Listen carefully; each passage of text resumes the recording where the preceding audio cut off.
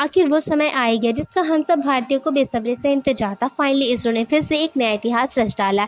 इसरो द्वारा Aditya L1 mission की सफल लॉन्चिंग हो गई। इसरो के सबसे भरोसेमंद रॉकेट PSLV XL आदित्य को उसके तय ऑर्बिट में छोड़ने निकल गया है। लॉन्च के करीब 1 घंटे बाद आदित्य L1 अपनी तय कक्षा में पहुंचेगा। इसके बाद वह 16 दिन धरती के चारों तरफ 5 चक्कर लगाएगा, फिर सही गति मिलते ही सीधे L1 की तरफ निकल जाएगा।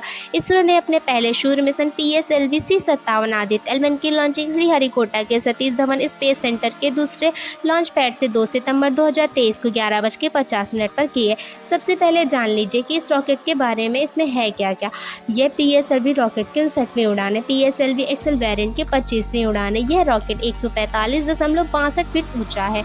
यह लॉन्च के समय में इसका वजन 321 टन रहता है। यह 4 स्टेज का रॉकेट है, 6 स्टेप ऑन होते हैं। अब जानते हैं यान सूरज पर उतरेगा ही नहीं तो आखिर करेगा क्या। दोस्तों, भारत का पहला शूर मिशन आदित्य L1 चांद की तरह सूरज पर लैंड नहीं कर सकता। इसका कारण है कि सूरज का तापमान इतना ज्यादा है कि पृथ्वी की कोई भी चीज उसे बर्दाश्त नहीं कर सकती।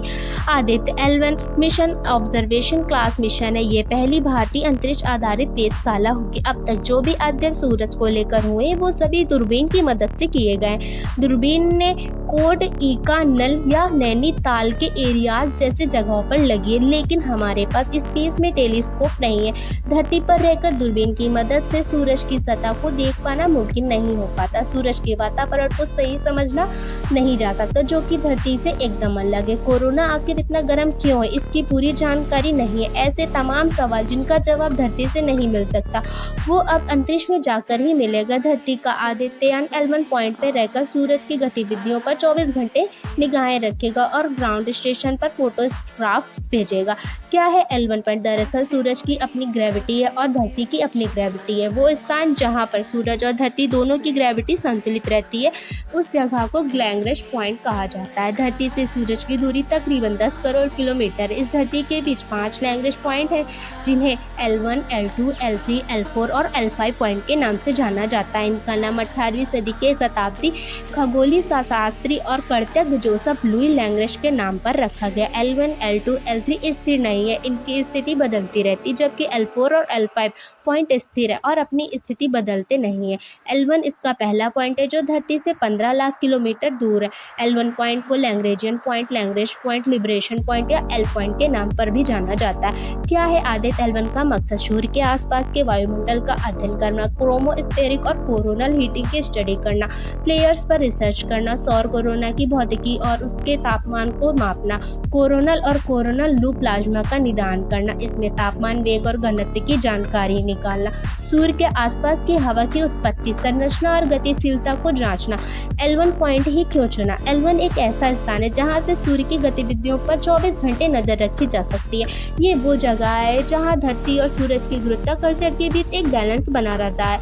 इससे एक सेंट्रीफ्यूगल फोर्स बन जाता है। इस फोर्स की वजह से कई स्पेसक्राफ्ट एक जगह स्थिर रह सकते। इसके अलावा इस स्थान को दिन और रात की साइकिल प्रभावित नहीं करती। यहाँ से सूरज 7 दिन और 24 घंटे दिखाई पड़ता है। वहीं से पॉइंट पृथ्वी के नजदीक है और यहाँ से संचार में काफी आसानी होती है। इसी कारण से यह स्थान स्टडी के लिहाज से अच्छा माना जाता है। आखिर सूर्य से क्यों नहीं जलेगा आदित्य L1?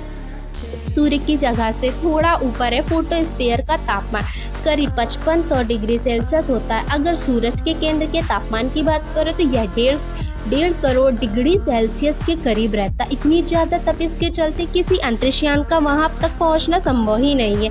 यही वजह है कि स्पेसक्राफ्ट को सूरज से निश्चित दूरी पर रोकते या फिर उसके करीब से गुजारते।